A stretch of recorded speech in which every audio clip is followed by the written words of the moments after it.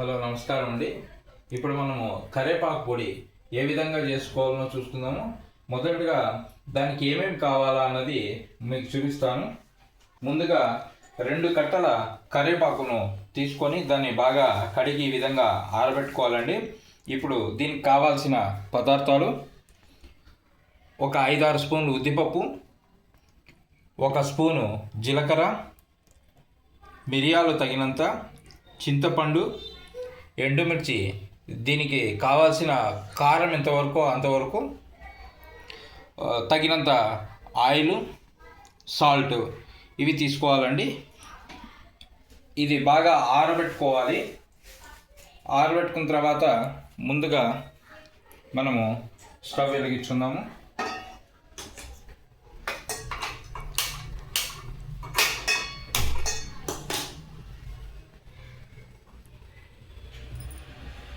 ముందుగా కొద్దిగా మనము ఆయిల్ వేసుకుందాము. ఆయిల్ వేసుకున్న తర్వాత ఒక దూరగా ఉద్దిపప్పును వేయించుకుందాము.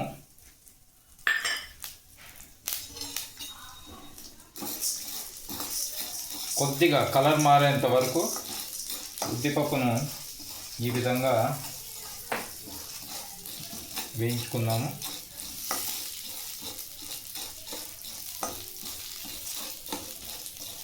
కొద్దిగా పచ్చివాసన పోయేంత వరకు అలా వేయించుకుంటూ ఉండాలి. కొద్దిగా వేగిన తర్వాత ఇప్పుడు మనము జీలకర్ర వేసుకుందామండి. జీలకర్ర, మిరియాలు, చింతపండు,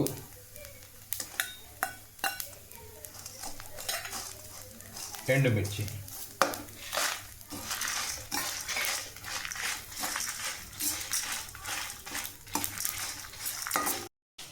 ఇలా బాగా వేగిన తర్వాత మనకు మంచి స్మెల్ వస్తూ ఉంటుంది. ఇప్పుడు మనము ఇది తీసుకొని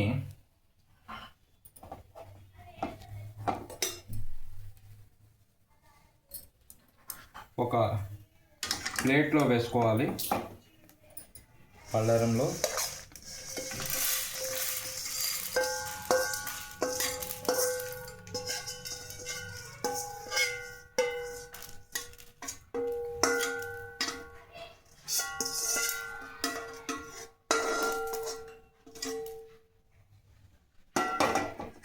ఇప్పుడు అదే విధంగానే మనము ఈ కరేపాకును, ఆరబెట్టిన కరేపాకును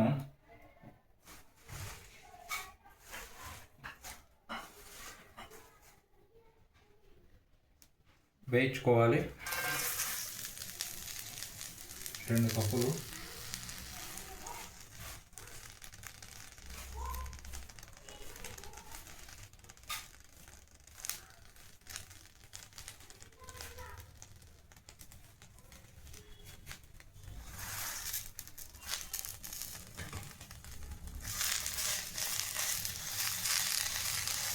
ఈ విధంగా లోపల తడి ఏదన్నా తడి అంతా పూర్తిగా పోయేంత వరకు మనం వేయించుకుంటూ ఉండాలి. అప్పుడు కరేపాకు మనకు బాగా పొడి పొడిగా పెడపెడ అంటూ ఉంటుంది.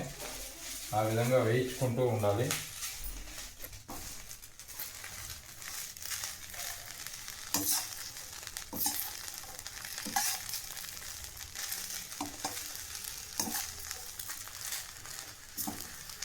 ఈ విధంగా కలర్ మారుతూ ఉంటుంది చూడండి.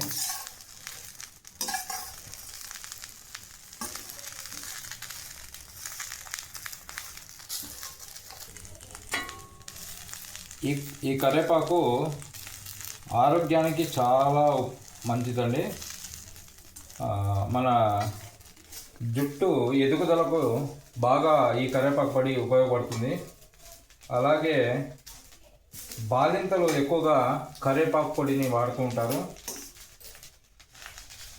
జీర్ణశక్తికి కూడా కరివేపాకు చాలా మంచిది.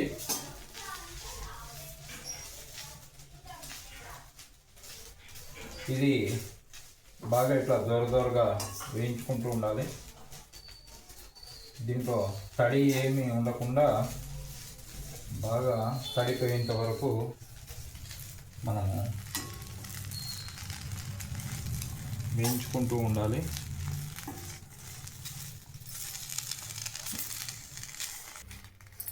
ఇంకా ఈ బాణాల హీట్కే మనకు మొత్తం బాగా డ్రై అయిపోతుంది. ఆఫ్ చేసుకొని అలాగే ఒక 2 నిమిషాలు పెట్టేస్తే మనకు బాగా ఈ కరివేపాకంతా దూరగా డ్రై అయిపోతుంది. ఇప్పుడు ఇవి చల్లారిపోయాయండి. ఇప్పుడు మిక్సీకి వేసుకుందాము.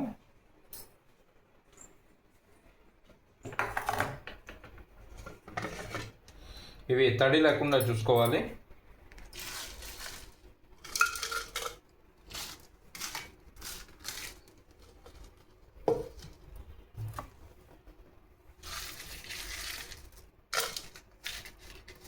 వేసుకున్న తర్వాత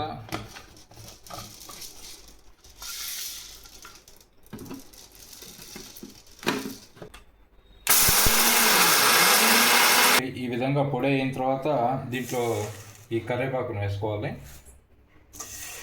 కరివేపాకుతో పాటు తగినంత సాల్ట్ను కూడా యాడ్ చేసుకోవాలి.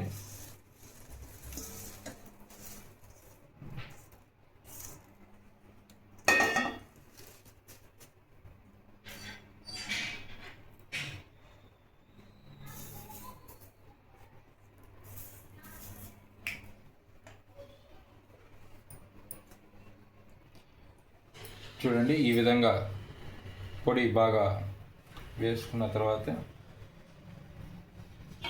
ప్లేట్లు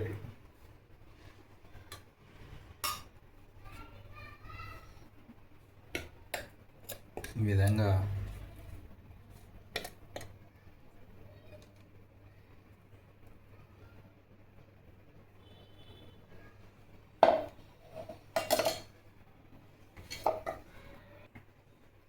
చల్లారాక కప్పులో తీసుకొని దీన్ని మనము తడి లేకుండా ఒక కప్పులో వేసుకొని ఒక 2 నెలల వరకు దీన్ని నిల్వ ఉంచుకోవచ్చండి. టేస్ట్ చాలా బాగుంటుంది. చూడండి, కరివేపాకు పొడి రెడీ అయింది. ఈ విధంగా కూడా మీరు చేసుకోండి. ఇది వేడి అన్నంలో కానీ నెయ్యి వేసుకొని తింటే చాలా బాగుంటుంది.